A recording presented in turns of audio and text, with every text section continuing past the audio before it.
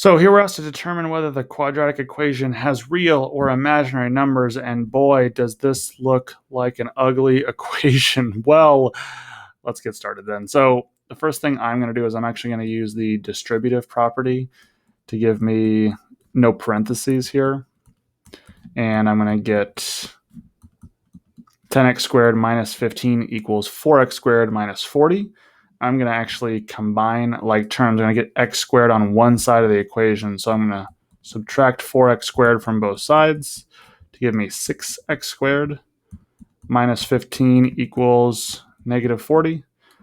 I'm going to add 15 to both sides, which gives me 6x squared equals 25. And now I'm going to divide both sides by, sorry, that's negative 25, my bad. And I get negative 25 over 6. So x squared equals negative 25 over 6. And we're going to take the square root of both sides.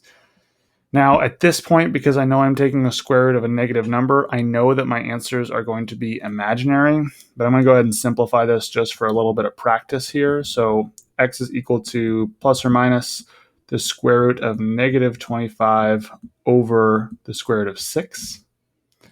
Now, the first thing I'm going to do is I'm actually going to get rid of the square root on the top here, because I know that the square root of negative 25 is like the square root of 25 times the square root of negative 1.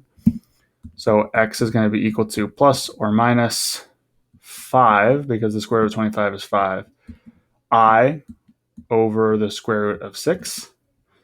But we also don't really like the square root in the denominator, so I'm going to multiply this equation by 1, or square root of 6 over square root of 6, which gives me my real ugly final answer of x is equal to positive or negative 5 root 6 I over 6.